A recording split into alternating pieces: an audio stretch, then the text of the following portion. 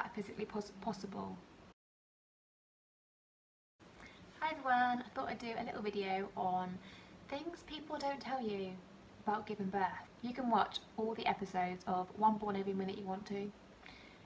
It doesn't give you like the reality of giving birth. The one thing that surprised me the most is how your waters break. Both times I was induced. First time it was because I had preeclampsia, the second time it was because I didn't have enough fluid for Leo.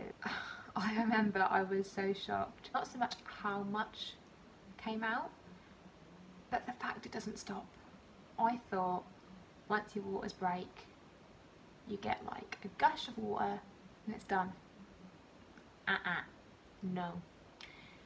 It literally feels like you're peeing yourself constantly.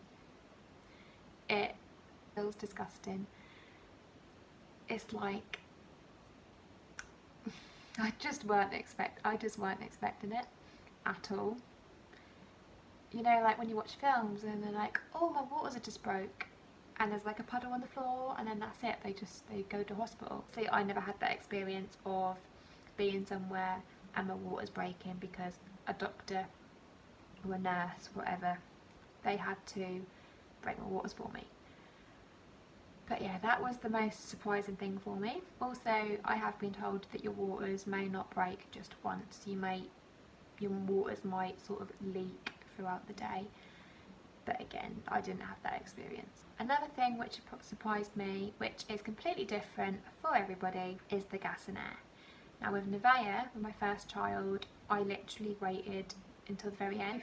Deliveries were very quick for me. With Nevaeh, it all happened all of a sudden, like literally 1 minute, nothing was really happening, and it was very much, it could be hours, we don't know when it's going to happen, and the next minute, super strong contractions, and it was all go, go, go. So with Nevaeh, I waited until the very end to have gas and air, not because I was trying to be brave or anything, but because I didn't feel like I needed it. And then eventually I did need it, so obviously I had it there in case I needed it. But I thought gas and air makes you feel really happy, like that whole drunk, tipsy feeling makes you feel all giddy. And for some people it does, but for me it made me super sick. Like, it was not nice. Now with Leo, I had to have gas and air, a lot more of it and a lot sooner. And it didn't make me sick this time, but it made me feel very dizzy. It made me feel sick, but I wasn't. With Nevaeh, I was literally gagging. With Leo, I wasn't sick. I just felt very poorly. My expectation of gas and air was it's going to be lovely. It's going to make me feel all like spaced out and help the pain. And yet it does help the pain, but for me it also made me feel awful. So it was sort of like, do I just stick with the pain, or do I not have the pain and then feel really bad? Another thing which I wasn't expecting is when you're in labour, you'll feel like you need a big fat poo, and you won't know if you do need to go to the toilet or if it's the baby. I remember saying to the midwife, I feel like I need a poo, but I don't know if I do or not.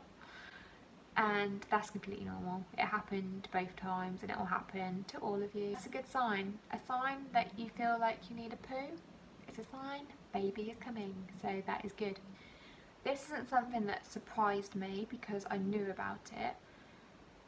But the second time round, delivering the placenta with Leo, it was literally like I was giving birth to another baby. I remember saying to her, there's still something there, there's still something there. I still need to push, I need to push. Leo was born, but I was like, no, I still need to push. Placenta was huge. I really wish I'd taken a picture. She showed us how big it was. Oh, I really wish I'd taken a picture. But at the time I weren't thinking of that. With Nevaeh, it wasn't like that. It was just like a little push and it was out. With Leo, I might as well have given birth to a second baby. It's literally how it felt. Again, something that's probably not surprising to some of you, but I hadn't really given it much thought, is stitches. You might need to be stitched up afterwards, and it doesn't take very long. It's not very pleasant, but it didn't take long. With Nevaeh, I had to have stitches. With Leo, I didn't. One thing which is very obvious is there will be blood. When you get up to go for a wee, you will leave a trail where you walk, which for me was really embarrassing. Obviously the midwives are very used to it. They do not care. They will just wipe it up after you. If you don't realise you've done it, they'll just wipe it up and won't say anything. But it was very embarrassing for me, getting up, and yeah. Next thing is when you have delivered the head of your baby, they will tell you to stop pushing. When you get to the shoulders, you have to stop pushing. That, I think, is the hardest part of giving birth. With Leo especially, I don't actually think I did stop pushing because it's insanely difficult. Shoulders is the worst part, I think. The shoulders is the worst part. So when you feel it and you've got that really huge urge, you need to push, and they say stop pushing, don't push. How is that physically possible? With Nevaeh, I didn't struggle so much. I remember I did. I really struggled with it, and I was like, no, I need to push, I need to push. They're like, no, just hang on. I'll ask you to stop pushing and just breathe, take short breaths. The last thing that surprises me, and it surprised me both times, is you do forget. You forget the pain. When people say, oh, you'll forget about it, you won't remember it, I'm thinking, just after you've given birth, you're like, I ain't ever forgetting this. It might well be the worst pain of your life. So you think, how can I forget about this? But you do. Literally, even now, I think back, and I know it hurt, but I've forgotten the pain.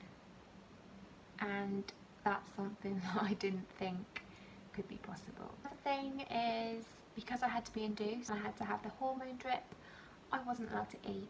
So I took lots of snacks with me and drinks. I think I took something like Lucozade, some energy drinks, and I wasn't allowed it. All I was allowed was water.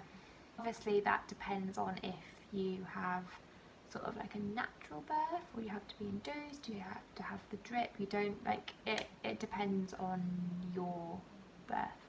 But I wasn't expecting to not be able to eat. I took Kit Kats, I took everything I thought I'd fancy, cookies, and I weren't allowed it. Some people might not feel you want to eat, some people might. I did, but I weren't allowed. The last thing that surprised me is your first wee will sting a lot. Actually, saying that, Nevaeh's birth, that I do remember. I remember it stinging so bad. But with Leo, I remember I said to James, oh no, I need a wee, and I'm really scared because I knew how much it was going to hurt. So I was expecting it, and it didn't hurt one bit. So it might not do for you. Fingers crossed it doesn't. But just be aware, it may sting like a bad word. I thought I'd make this video because this is the type of thing I was wanting to watch when I was pregnant, and you get the whole nerves of what's it going to be like, and you don't want people saying, oh, it'll be fine. You want the reality, you want to know what to expect. But look who just woke up.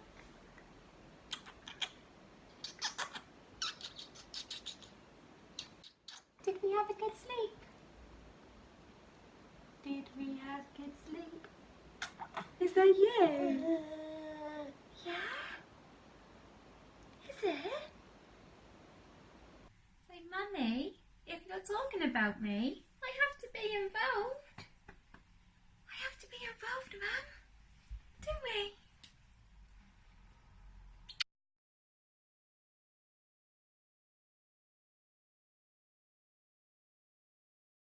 I just want to say that you can do it. If you are pregnant, if you're about to give birth soon, if you're just watching this video because you know you want children, whatever, you can do it. I know both times I got to the point in labour where are we going? I know both times I got to the point where I was saying, I can't do it. I cannot do it anymore, but you can. At the end of it, you'll get a beautiful baby.